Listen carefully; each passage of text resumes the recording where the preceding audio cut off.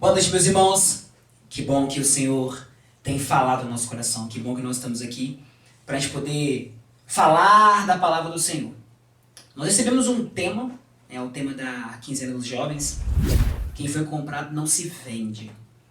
E achei um tema bastante interessante. Já quero agradecer ao convite, ao pastor Jonas, à sua equipe, à juventude, por ter nos dado a honra de poder falar para os irmãos. Eu quero mandar um abraço para todos os irmãos da Igreja de Filadélfia. Alguns que nós já temos um pouco mais de contato, para os novos também, que o Senhor possa abençoar. Deus possa abençoar o Everton também. Everton é um grande amigo, que veio para somar com os irmãos. Que Deus abençoe o Everton, Deus abençoe a Julie, Deus abençoe a todos, que o Senhor possa falar o nosso coração a cada dia. É muito importante a gente comunicar o Evangelho do Senhor. E o Evangelho é comunicado com nossas vidas, O Evangelho é comunicado, a esperança do Evangelho é comunicada com aquilo que nós fazemos. Então, nós queremos comunicar isso para os irmãos nessa noite, sobre a nossa oportunidade de comunicar o Evangelho com a nossa vida, sobre a oportunidade de comunicar o Evangelho com a esperança que recebemos a partir de Cristo. Mas, para a gente poder começar a falar um pouco desse tema, eu quero deixar você sobrevoar um pouco no contexto do que nós iremos falar. Então eu quero que você abra sua Bíblia aí, por favor, comigo, no livro de Jeremias, capítulo 2. Jeremias, capítulo 2. Na verdade, eu não vou explicar esse texto, eu quero fazer menção desse texto, eu quero ler esse texto, para que você tenha um terreno comum para que nós possamos caminhar. E depois eu vou usar um texto do Novo Testamento, que vai ser a base daquilo que nós iremos pregar, tá certo? Jeremias, capítulo 2. A mim me veio a palavra do Senhor dizendo: vai e clama aos ouvidos de Jerusalém. Assim diz o Senhor: lembro-me de ti, da tua afeição, quando eras jovem, e do teu amor quando noiva, e de como me seguias no deserto, numa terra em que não se semeia. Então Israel era consagrado ao Senhor e era as primícias da sua colheita. Todos os que devoraram se faziam culpados. O mal vinha sobre eles, diz o Senhor. Ouvi a palavra do Senhor, ó casa de Israel, e todas as famílias da casa de Israel. Assim diz o Senhor: que injustiça acharam os vossos pais em mim, para de mim se afastarem, indo após a nulidade dos ídolos e se tornando nulos eles mesmos, e sem perguntarem: onde está o Senhor, que nos fez subir a terra do Egito, que nos guiou através do deserto, por uma terra de ermos e de covas, por uma terra de sequidão e sombra de morte, por uma terra em que ninguém transitava e na qual não morava homem algum? Eu vos introduzi numa terra fértil, para que comesseis o seu fruto e o seu bem. Mas, depois de terdes entrado nela, vós a contaminastes, e na minha herança fizeste abominação. Os sacerdotes não disseram: onde está o Senhor? E os que tratavam da lei não me conheceram. Os pastores prevaricaram contra mim. Os profetas profetizaram por Baal e andaram atrás de coisas de nenhum proveito. Portanto, ainda pleitearei convosco, diz o Senhor, e até com os filhos de vossos filhos pleitearei. Passai as terras do mar de Chipre e vede.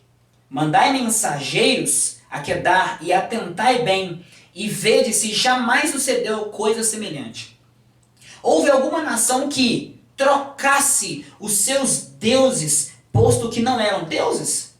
Todavia, o meu povo trocou a sua glória por aquilo que é de nenhum proveito. Irmãos, prestem atenção nesse versículo. Versículo 11. Versículo 11. Espantai-vos disso, ó céus, e aterrorizai-vos. Ficai estupefados, diz o Senhor, porque 2 males cometeu meu povo. Quais são os males que o povo cometeu? A mim me deixaram o manancial de águas vivas, e cavaram cisternas rotas, que não retêm águas. Acaso é Israel escravo ou servo nascido em casa? Porque, pois, veio a ser presa? Os leões novos rugiram contra ele, levantaram a voz da terra, dele fizeram uma desolação, as suas cidades estão queimadas e não há quem nelas habite. Até os filhos de Mênfis e de Táfnis te pastaram ao alto da cabeça. Acaso tudo isso não te sucedeu por haveres deixado o Senhor teu Deus quando te guiava pelo caminho? Agora, pois, que lucro terás indo à Assíria para beberdes as águas do Eufrates? A tua malícia te castigará e as tuas infidelidades te repreenderão. Sabe, pois, e vê que mal e quão amargo é deixares o Senhor teu Deus e não teres temor de mim, diz o Senhor dos exércitos. Que texto tenso, texto pesado, mas é o pano de fundo para a gente poder continuar trabalhando no nosso tema. Agora eu quero que vocês abram a Bíblia de vocês agora em 1 Pedro, primeira carta de Pedro. Pedro escreveu para os irmãos dispersos. Primeira carta de Pedro, capítulo 1.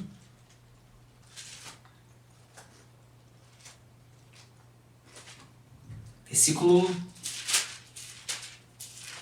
18 a 21. 1 Pedro, capítulo 1, versículo 18 a 21.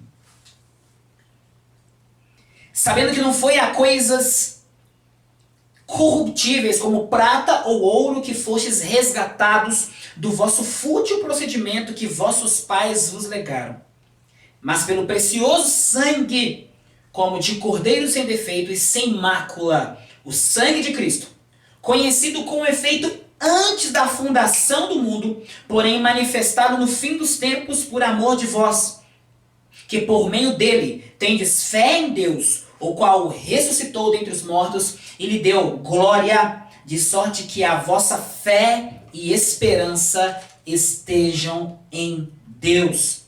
Versículo 24. Pois toda a carne é erva, e toda a sua glória como a flor da erva se murcha. Seca-se a erva e cai a sua flor. A palavra do Senhor, porém, permanece eternamente. Ora, esta é a palavra que vos foi evangelizada. Só até aqui. Nós iremos trabalhar um pouco esse tema, mas quero te convidar antes para que você possa fechar os seus olhos para a gente poder clamar ao Senhor.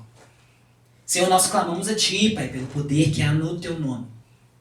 Nós colocamos, Senhor, as nossas vidas, a nossa necessidade de compreender o que nos foi passado, a nossa necessidade, Senhor Deus, de entendermos a Sua palavra, a proposta de vida do Senhor para nós. Cuida do nosso coração.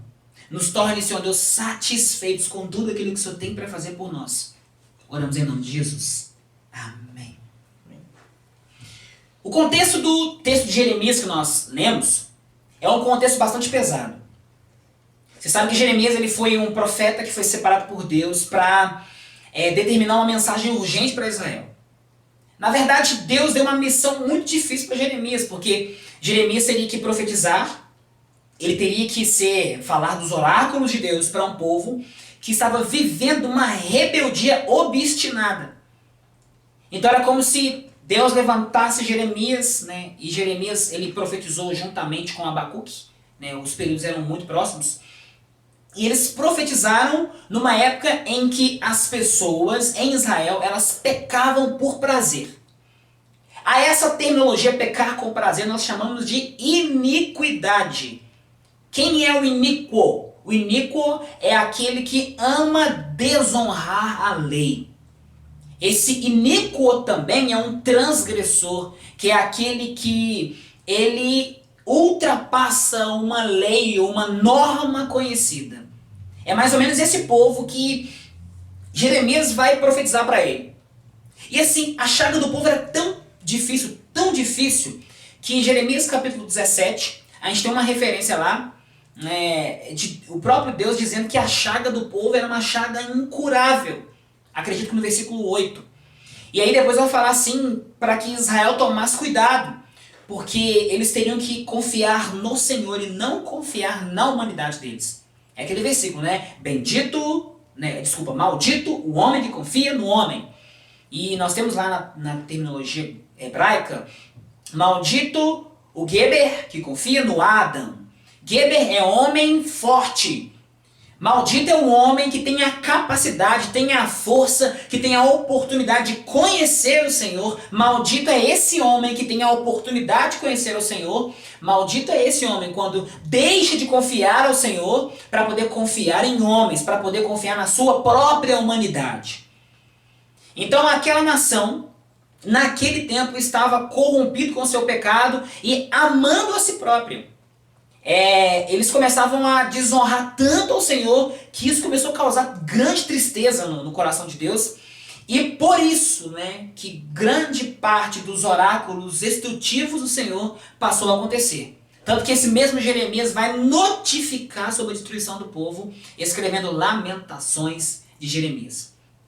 Mas é interessante que o que levou o povo a fazer ou a ir tão longe do caminho do Senhor? A gente tem no texto de Jeremias capítulo 2, mostrando o povo se vendendo. O título aqui para nós é Quem foi comprado não se vende. E o texto lá parece que traz uma conotação absurda, porque o próprio Jeremias vai fazer uma indagação: será que as outras nações que têm outros deuses andam trocando os seus deuses? Olha, está falando de Deus com D minúsculo. Mas não houve resposta para essa pergunta. E além disso, ele continua dizendo: mas Israel trocou o seu Deus, fonte de águas vivas, para cavar suas próprias cisternas, em quem não podia encontrar água. Então, Israel preferiu caminhar por seus próprios caminhos. Israel preferiu confiar nos seus próprios ideais do que confiar no Senhor. Muitas vezes esse é o cenário, esse é um contexto, de uma geração, é um contexto de uma humanidade corrompida pelo pecado e que vem se vendendo, e que vem entregando as suas vidas e confiando em tudo aquilo que não pode trazer solução para esse coração. Aí, isso era um costume. É interessante que Israel tinha um orgulho muito grande, porque eles se consideravam o povo da promessa. Se você ler no começo da carta de Paulo aos Romanos, você vai ler Paulo escrevendo que os judeus, eles tinham o culto, eles tinham as promessas, eles tinham a glória, eles tinham toda a potência da lei, o culto pertencia a eles, mas ainda assim era um povo rebelde, obstinado e muitas vezes idólatra.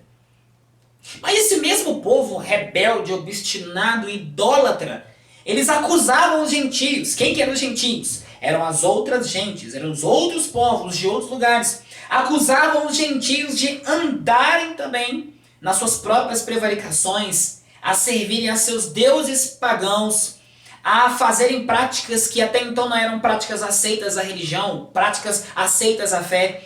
E é interessante que Israel condenava o mundo de um pecado que eles mesmos cometiam. É por isso que eu quero chegar aqui. Esse tema está chegando para mim e para você. E eu queria fazer uma pequena aplicação aqui sobre a sua vida. Sobre como que você tem se comportado e como que você tem se posicionado em relação ao evangelho que está alcançando o seu coração. Muitas vezes, esse contexto de se oferecer, esse contexto de se vender, são para coisas que não têm um valor por si mesmas.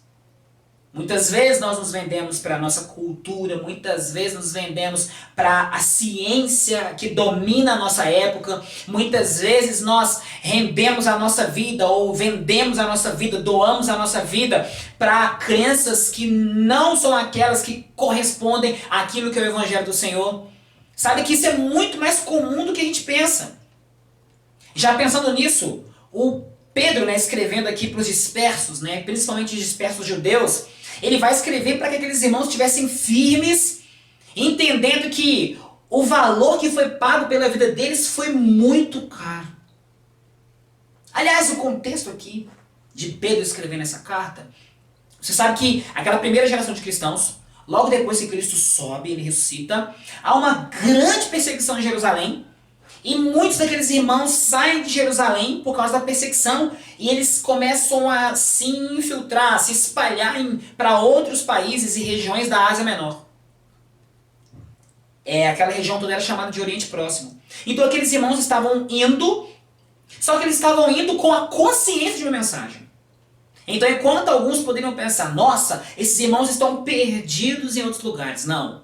É muito melhor dizer que foi uma estratégia do Senhor levar uma perseguição para Jerusalém, para que ele pudesse enviar esses servos, para que pudessem testemunhar do Senhor em outros locais. Só que o que acontece? Esses irmãos que estavam indo para outros locais, né? Eles estavam tendo contato com outras culturas, precisavam ser fortalecidos. Eles precisavam ser encorajados a continuar a obra que o Senhor deu ao coração deles.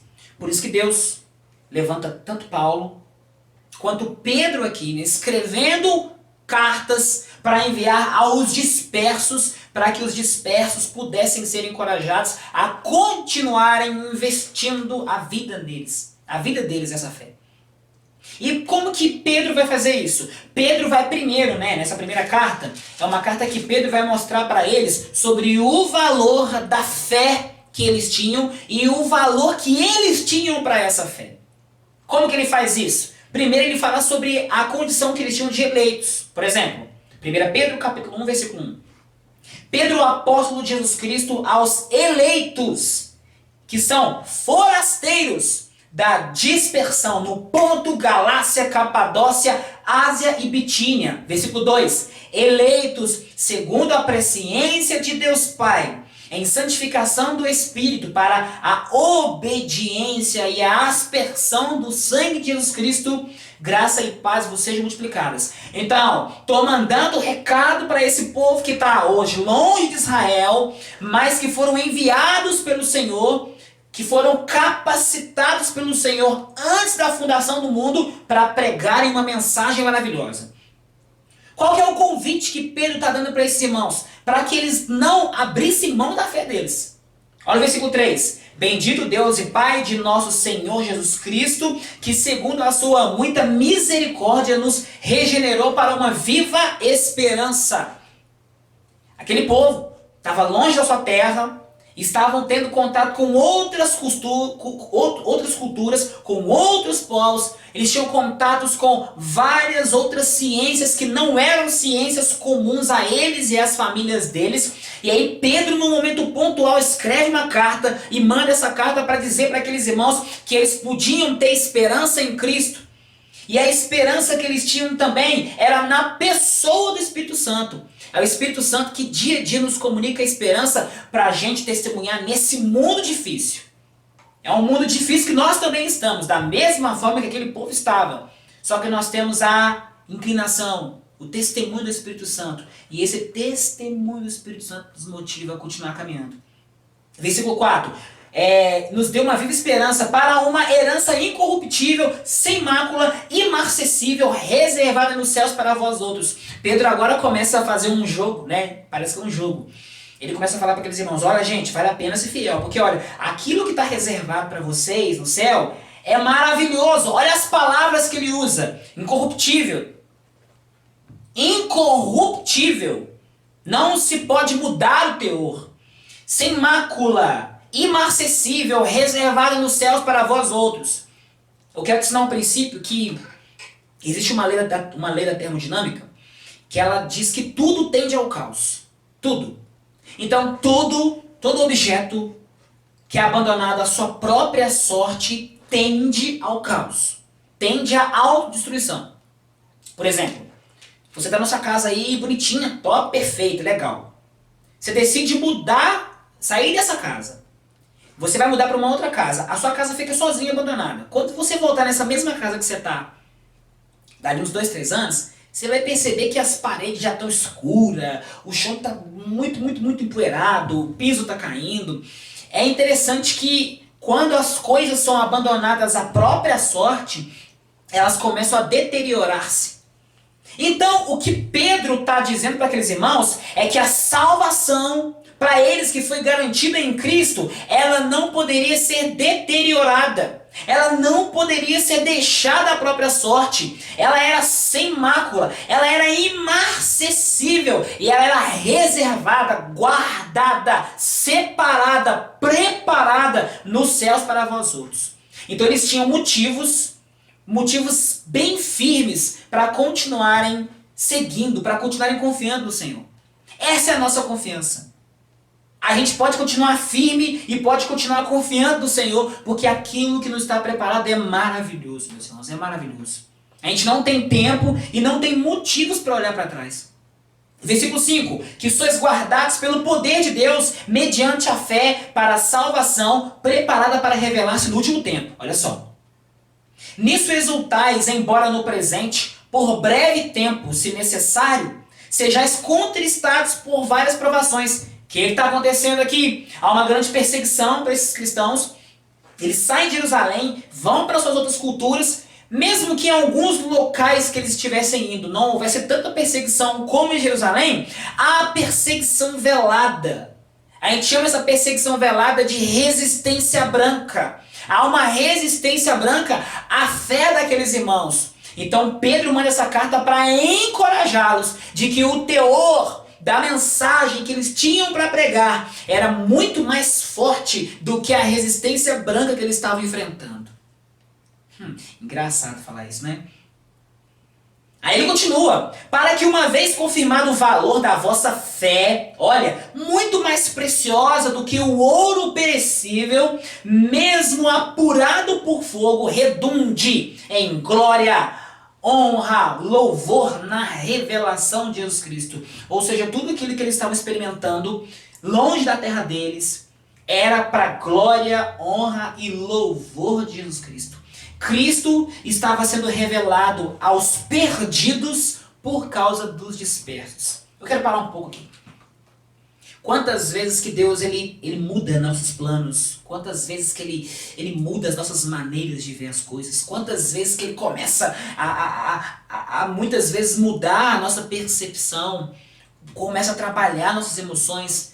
Começa a mudar mesmo o nosso caminho para a gente perceber que Ele está trabalhando em nós. Muito mais do que o nosso desejo de agradar o Senhor e de honrar o Senhor, muito mais do que o nosso desejo de dizer para o Senhor que nós temos uma vida para entregar para Ele. É o Senhor nos propondo um evangelho que alcança a nossa vida, e esse evangelho também, ele toma conta de nossa vida a ponto de nós passarmos a agir por esse evangelho. Esses irmãos aqui eram missionários, 24 horas por dia, aonde quer que eles estivessem. Versículo 8. A quem não havendo visto a mais, no qual não vendo agora, mas crendo exultais com alegria indizível. Olha, aquilo que eles faziam era tão importante, que poderia gerar uma alegria indizível, não se pode traduzir com palavras, indescritível e cheia de glória, obtendo o fim da vossa fé, a salvação da vossa alma. E por isso foi a respeito dessa salvação que os profetas indagaram e inquiriram, os quais profetizaram acerca da graça a vós outros destinada. Versículo 11. Investigando atentamente qual a ocasião ou as circunstâncias oportunas indicadas pelo Espírito de Cristo que neles estava, ao dar de antemão testemunho sobre os sofrimentos referentes a Cristo e sobre as glórias que os seguiriam. Gente, olha a ordem aqui. Sofrimentos referentes a Cristo e glórias que seguiriam. A ordem bíblica é sempre essa. Sofrimento por Cristo redunda em glória. Sei que nós temos que lutar contra muitas coisas nesse tempo. Aqueles dispersos lutavam contra toda uma cultura contra-cristã. Mas eles tinham a convicção, através da carta de Pedro, de que todos aqueles sofrimentos redundariam em glória a ser revelada na vida deles. Quero dizer para vocês que todo sofrimento, todo mal causado que nós vivemos, vai haver um fim. A Bíblia fala que nós caminhamos, né? E mesmo nesse contexto de pecado, a gente caminha de fé em fé e de glória em glória. Nós caminhamos de fé em fé e de glória em glória, porque é dessa forma que a gente vai apontando para a eternidade. Por isso que quem foi comprado não se vende. Porque tudo aquilo que o mundo pode oferecer não se compara à beleza, ao esplendor desse evangelho. Se a gente continuar o texto, a gente vai trabalhar vários outros conceitos aqui Eu queria só colocar você nesse pano de fundo. O versículo para nós, o versículo que nós lemos, que é o versículo 18, ele fala assim: sabendo que não foi mediante a coisas corruptíveis como prata e ouro que fostes resgatados do vosso fútil procedimento que vossos pais legaram. Tudo aquilo que nós fazemos, tudo aquilo que nós temos visto, tudo aquilo que nós temos ouvido, gera comportamento em nós. Aquilo que nós acreditamos, aquilo que nós estamos sendo capacitados pela Escritura a fazer, gera um comportamento em nós. E com o nosso comportamento, com a nossa forma de vida, nós estamos pregando o Evangelho que nós dizemos que amamos. Então tudo aquilo que nós fazemos gera para nós uma forma de vida. No Novo Testamento nós temos algumas palavras para designar sobre vida como ela é. Nós temos a palavra bios, que significa vida terrena. Nós temos a palavra zoé, que é uma palavra que ela significa vida como Deus a vê, vida eterna ou vida do ponto de vista da eternidade. E nós temos a palavra que aparece nesse texto, que é anastrofe, que significa vida, conduta, comportamento. Pedro vai chamar a atenção daqueles irmãos, dizendo para eles que a forma com que eles tivessem a conduta, o comportamento, eles estariam de fato passando informações desse evangelho que eles diziam que conheciam. Então, nós temos uma máxima aqui que era muito interessante. Não é? Aquilo que nós acreditamos normatiza aquilo que nós fazemos. Então não adianta, essa regra não muda. Nós fazemos e nós observamos práticas que são produto de nossas crenças. Então, esse ciclo ele é inquebrável. Né? Aquilo que nós podemos entender sobre a questão de quem foi comprado não se vende é muito interessante, porque a vida que nós temos hoje a partir de Cristo, ela é produto de um sacrifício. Efésios capítulo 1, versículo 4, 1 Coríntios 6, 20 vai ensinar para nós que nós fomos salvos por Cristo e resgatados por Ele pelo preço do seu sangue.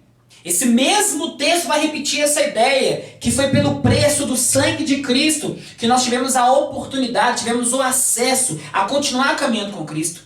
E é interessante que quando Cristo, ele verte o seu sangue na cruz por nós, ali está acontecendo a nossa redenção. E o que essa redenção gera para nós? Ela gera remissão dos nossos pecados e também gera libertação. Libertação de quê, pastor? Libertação do nosso amor ao pecado e também libertação do poder do pecado sobre as nossas vidas. Então, lembra de Jeremias 2? Aquele texto lá que fala que Israel se vendeu? É um texto que vai lançar uma luz com aquilo que aconteceu lá atrás no Éden. Lá no Éden nós caímos. No Éden nós vendemos a nossa vida para um inimigo que passou a nos comprar com o pecado, com a oferta do pecado. E aí Cristo, ele se oferecendo, ele paga o preço por nós, ele eleva o nosso valor e ele faz com que nós sejamos abençoados, alcançados, altamente favorecidos pela oferta dele. A satisfação do pecado pelo sangue de Cristo clamará para sempre. O sacrifício que Cristo fez por nós na cruz foi para sempre. Então nós somos comprados, irmãos, para sempre. Fomos comprados pelo sangue de Cristo enquanto o sangue de Cristo clamar. E o sangue de Cristo, aquele sacrifício feito, é um sacrifício eterno e para sempre. Por isso que nós não fomos comprados por prata e ouro. Porque prata e ouro são corruptíveis. Prata e ouro é terreno. Prata e ouro, lembra do que nós falamos da lei da termodinâmica? Prata e ouro se deteriora quando é abandonada a própria sorte. O sangue de Cristo não se deteriora. O sangue de Cristo vai clamar pela eternidade. O sangue de Cristo nos dá a garantia da eternidade com Ele. Por isso fomos comprados uma vez por Cristo e para sempre. Mas há um grande drama envolvido. Qual que é o drama que está envolvido aqui? Bom, primeiro, nós somos resgatados por Cristo pelo nosso fútil procedimento. Nosso fútil procedimento, né? Quando a gente adorava outras coisas, quando a gente queria outros deuses, a gente chama isso de fútil procedimento. É um procedimento nulo que não glorificava o Senhor. Nós estávamos escolhendo outros deuses além do Senhor. Então, esse fútil procedimento, ele é equiparável à oferta do sangue de Cristo. E pensem vocês num outro problema. Aqueles que foram comprados, e principalmente aqueles que foram comprados por Cristo, eles não podem se vender porque eles já não pertencem a eles mesmos. Então olha, você, por mais que você ainda seja pecador, por mais que a realidade do pecado ainda domine no seu coração, muitas vezes, por mais que há uma guerra no seu coração sobre a carne e o espírito, uma vez que você foi comprado por Cristo, você pertence somente a Ele. Você não pertence mais a si mesmo. Lembra de Paulo falando lá em Gálatas 2:20, né? Falando assim, olha, não mais vivo eu, mas Cristo vive em mim. E a vida que agora vivo na carne, mas vivo pela fé no Filho de Deus, o qual me amou e se entregou por mim. Ah, você quer mais outro texto? Romanos capítulo 14. Deixa eu ver esse texto aqui. Romanos capítulo 14, versículo 7 fala assim: porque nenhum de nós vive para si mesmo, nem morre para si. Porque se vivemos, para o Senhor vivemos. Se morremos, para o Senhor morremos. Quer pois vivamos ou morramos, somos do Senhor. E foi precisamente para esse fim que Cristo morreu e ressurgiu. Olha só, o texto ainda diz para nós que Cristo morreu e ressurgiu para Ele ser o nosso Senhor.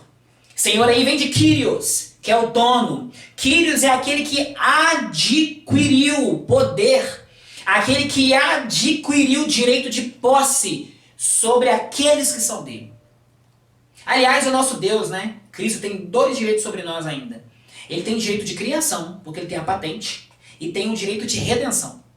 Então nós somos duplamente postos do Senhor. Então você não pertence a si mesmo. Então todas as vezes que você desobedece ao Senhor e você se vende a um sistema que não glorifica a Deus, você está pecando deliberadamente.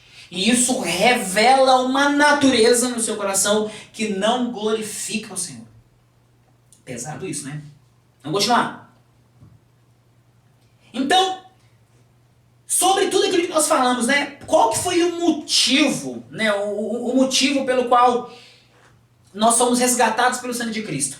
Enquanto o texto de 1 Pedro lá vai falar para nós que fomos resgatados do fútil procedimento que recebemos de nossos pais, não é? Nós não fomos criados para fútil procedimento, fomos criados para quê? Efésios 2:10, fomos criados em Cristo Jesus para as boas obras, as quais Deus preparou antemão para que andássemos nela.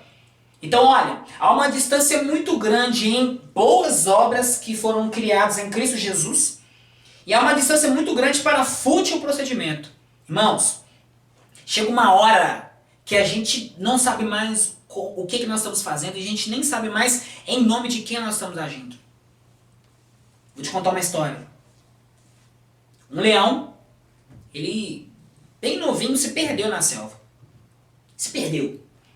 E ele foi adotado por uma gata. Uma gata lá começou a adotar ele e começou a cuidar dele. E aí essa gata teve outros filhotes. E ela criava o leão como se fosse um gato. E esse leão cresceu muito mais, ficou muito mais forte do que os gatos. Os gatos gostavam dele, ele só não conseguia miar. Mas ele reproduzia o comportamento dos gatos na cabeça daquele leão. Ele era um gato. Porque ele foi treinado e foi criado para isso. Nós somos criados em Cristo Jesus para as boas obras. Mas a realidade do pecado transformou o nosso status e a gente passou a viver em fútil procedimento. E sabe o que é o pior? Que muitas pessoas estão convencidas disso até hoje. E é o sangue de Cristo que muda esse status. É o sangue de Cristo que nos leva de volta àquele a quem nós nunca deveríamos ter saído. É o sangue de Cristo que nos leva de volta a esse contato com o Senhor. Por isso que, muito contrário de fútil procedimento, muito contrário de uma vida sem propósito, uma vida que não glorifica a Deus no Evangelho, nós temos então a oportunidade de vivermos, né, sendo criação de Cristo, vivemos as boas obras que Ele preparou.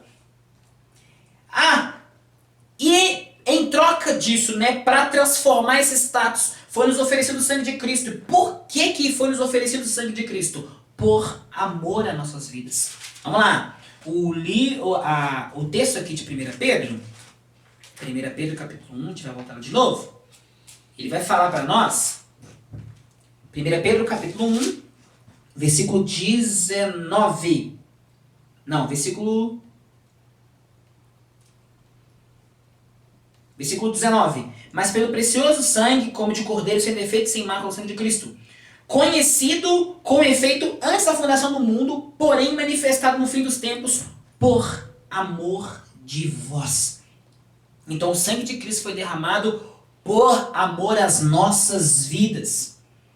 E recebemos o fútil procedimento de quem? Dos nossos pais, daqueles que também pecaram, daqueles que receberam a herança do pecado nos seus corações. Recebemos o sangue de Cristo através de quem? Através da pessoa de Cristo e a oferta do Pai. O Pai enviou Cristo para que nos desse, através do seu sangue, a oportunidade de sermos comprados por Ele. Qual que é o fundamento do fútil procedimento? O fundamento do fútil procedimento é pecado obstinado. É rebelião contra Deus, é rebelião contra a lei do Senhor. Qual que é o fundamento da entrega do sangue de Cristo? É a manifestação e entrega de Cristo a nosso favor. Então pense no paralelo. Enquanto o fútil procedimento revela uma vida para a qual nós não fomos criados, através do sangue de Cristo por amor, nós somos reconciliados com o Senhor. Enquanto recebemos dos nossos pais, né, enquanto recebemos das nossas gerações esse pecado, né, que foi transmitido para as gerações, recebemos de Cristo o perdão através do seu sangue, recebemos remissão e redenção através do seu sangue. Qual que é o fundamento de todo o nosso pecado? É o pecado obstinado, sendo o primeiro deles lá no Éden. Qual que é o fundamento da entrega de Cristo? É a manifestação e a manutenção do seu sacrifício naquela cruz. Então, nosso valor muito excede a prata e ouro. Aliás, Pedro usou prata e ouro para mostrar que é tudo aquilo que a gente mais valoriza nessa terra. E nem aquilo que a gente mais valoriza nessa terra tem a ver com o preço que nós somos salvos por Cristo. A nossa redenção, ela não vem da terra. A nossa redenção vem dos céus. Só alguém que pudesse ser Deus seria capaz de fazer por nós o que Cristo fez. E o que Jesus disse que ele era? Jesus, sendo verdadeiro Deus, alcança verdadeiros homens. A satisfação de uma vida fútil e de pecado só seria concluída com uma oferta eterna. Jesus é o Cordeiro eterno de Deus. João 1:29, ele se apresenta como aquele que tira o pecado do mundo. Apocalipse capítulo 13, versículo 8, ele é o Cordeiro antes da fundação do mundo. Então, ele vive para ser sacerdote de nossa confissão. A nossa vida, por fim, se expressa com todo tipo de comportamento. Você pode honrar, você pode servir ao Senhor, você pode demonstrar o evangelho que você vive com a forma com que você demonstra seus comportamentos. Aliás, um escritor disse que o nosso comportamento é a projeção do ideal que pertencemos. Vou repetir. O nosso comportamento é a projeção do ideal que pertencemos. Então, se você sente que você pertence a Deus, você vai honrar a Deus com a sua vida. Se você sente que você pertence a uma outra pessoa, você vai honrar a memória e a história dessa outra pessoa. Eu quero te convidar para que você possa honrar ao seu Criador. Quem foi comprado não se vende, não somente porque tem a oferta do pecado deliberado no mundo, mas ele precisa enxergar beleza no que Cristo fez. Mas não somente isso. Quem foi comprado por Cristo não pertence a si mesmo. Você não tem como vender alguma coisa que não te pertence. Se você vende alguma coisa que não te pertence, aquele recurso não é seu. Eu quero que você pense nisso. Primeira coisa, você não pertence a si mesmo. Nós, Igreja Filadélfia, que se reúne na cidade de Lafayette, nós pertencemos ao Senhor. Ele tem direito sobre nós.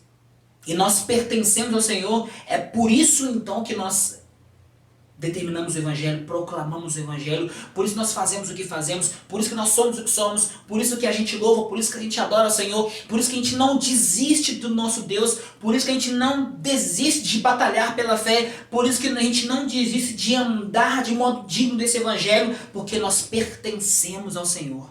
Aliás, o texto de 2 Coríntios capítulo 5, versículo 16, vai dizer lá que nós não vivemos mais para nós, mas vivemos por aquele que por nós morreu. E esse que por nós morreu, que é saber o nosso Cristo, nos deu o ministério da reconciliação. Então esse ministério da reconciliação é tão interessante que ao mesmo tempo nos dá a sensação de que fomos comprados para fazer isso. E também nos ensina a comunicar para as pessoas que elas precisam conhecer esse Jesus, que é capaz, né, de poder mostrar para elas que elas têm uma nova opção de vida. O sacrifício de Cristo na cruz já foi feito. O sacrifício de Cristo na cruz, ele foi feito para mim, ele foi feito para você e foi feito para tantos aqueles às quais o nosso Deus chamar, a tantos aqueles que responderem com fé à oferta que já foi dada. Quem foi comprado não se vende. Eu quero te dar um conselho. Muito cuidado com tudo aquilo que nós temos vivido hoje. Muito cuidado com a nossa cultura. Muito cuidado com aquilo que chega aos seus ouvidos. Muito cuidado com a forma com que a gente lê a Escritura. Muito cuidado. Muitas vezes a gente lê na Escritura aquilo que a gente acredita. E a gente deveria acreditar no que nós lemos na Escritura. É diferente. Eu não posso ir com pressupostos humanos para eu poder entender a palavra do Senhor. O Evangelho do Senhor ele vai se resumir a corações quebrantados e corações que se ofertam e corações que inclinam, que colocam, né, o nome de Cristo em evidência. Que Deus possa continuar fortalecendo essa igreja, que Deus possa continuar fortalecendo os irmãos. E eu quero fazer coro aqui, dizendo para que os irmãos possam continuar sendo bênção. Para que os irmãos possam continuar colocando as suas vidas no altar do Senhor. Porque de fato, Cristo, né, ele não, hoje nesse tempo, ele não vai descer aqui fisicamente para fazer o que ele já fez. Nós somos o corpo de Cristo. Então nós fisicamente representamos Cristo aqui. Então, de fato, enquanto igreja gloriosa do Senhor, nós fazemos aquilo que ele quer que nós façamos. Nós pregamos aquilo que ele quer que nós preguemos. Nós investimos da mesma forma que ele gostaria que nós estivéssemos investindo. Tudo aquilo que nós fazemos é porque nós recebemos. Nada é nosso. Tudo que temos, recebemos. Que Deus continue te fortalecendo. Atos diz para nós que esse Jesus tão maravilhoso, tão bondoso, tão real, quando ele estava ali naquela cruz, Atos fala para nós que nem a morte pôde contê-lo. Você se lembra do Novo Testamento falando sobre vinho novo em odres velhos? Quando você coloca o vinho novo em odres velhos, o vinho começa a fermentar e ele arrebenta o odre. Jesus é o vinho novo. A morte era o odre velho. E Jesus arrebentou com o quinhão da morte. E Paulo vai expressar depois: ó morte, onde está o teu aguilhão? Onde está a tua vitória? Eu quero que você pense que a ressurreição de Cristo é a maior prova de que nós podemos viver, mesmo não pertencendo a nós mesmos, mas podemos viver como vencedores. Assim como Cristo, ele teve a sua vida aqui e ele apontou o tempo todo para o reino do seu Pai. Nós hoje, enquanto Igreja Batista Filadélfia, nós podemos apontar para o reino do nosso Pai. Pedro, com muito carinho, enviou a carta para aqueles irmãos, para poder dizer para eles, olha, seus pais lá atrás, os israelitas, já cometeram esse pecado. Lá no Éden pecaram e se venderam para uma proposta da serpente. Jeremias capítulo 2, o povo também se vendeu para outros deuses. Se você continuar lendo Jeremias capítulo 2, o povo vai adorar Baal. Mas olha, vocês têm a oportunidade nesse tempo de não venderem as suas próprias vidas e continuarem sendo fiéis a Cristo, integralmente servindo ao Senhor. Eu quero finalizar dizendo para você que o Senhor ama a sua vida, que o Senhor quer que você se entregue por inteiro. O Senhor quer que você possa entender que tudo aquilo que foi conquistado naquela cruz foi para que você entendesse o valor da sua vida. Interessante porque sangue de Cristo fala sobre preço. Qual que foi o preço da nossa redenção? O sangue de Cristo. Mas o sangue de Cristo não pode ser mensurado com o preço humano. Então se transforma em valor. Então, a nossa vida hoje, ela é produto de um valor muito alto que foi dado por entrega. Não desperdice a sua vida cristã, porque Cristo não desperdiçou nenhuma gota do seu sangue em vão. Que Deus abençoe a sua vida em nome de Jesus. Quero que você curva sua cabeça. Nós iremos orar nessa noite. Iremos colocar a sua vida, a sua família, colocar... Olha só, eu não vou falar do seu projeto, do seu sonho, mas colocar o projeto e o sonho de Deus para a sua vida nas mãos do Senhor. Obrigado por tudo, Deus. Obrigado pela tua presença. Obrigado por essa igreja maravilhosa, Senhor Deus, que te honra, que alcança o Senhor. Obrigado por tudo que nós temos visto e ouvido. Eu coloco diante do Senhor a cada família, Senhor, que está ao alcance de nossa voz. Que possam ser transformados e que possam a cada dia mais compreender, meu Pai, de fato esse evangelho maravilhoso da glória de Deus. Eu coloco diante do Senhor, meu Pai, a nossa necessidade de poder, Senhor Deus, colocar nossas vidas em Tuas mãos. Esse tema diz, Senhor Deus, algo potente, mas óbvio. Quem foi comprado não se vende. Quem foi comprado, Senhor Deus, por Cristo não se vende. Primeiro porque não pertence a si mesmo. Mas também quem foi comprado não se vende. Porque quem foi comprado por Cristo entende que o Senhor que tem é maior do que todas as coisas. Deus, muito mais do que qualquer coisa que o Senhor pode nos dar, muito mais do que tudo aquilo que o mundo pode oferecer a qualquer um de nós, nós queremos achar graça ao Senhor, nós queremos desfrutar do Senhor. Assim como em Romanos 5 fala, nós queremos desfrutar de Cristo, nós queremos nos gloriar em Deus. Nós queremos dizer, como o salmista disse no Salmo 23, o Senhor é meu pastor e Ele não me faltará. Continue, Senhor Deus, sendo para nós tudo aquilo que nós necessitamos para que nós possamos honrá-lo e agradá-lo.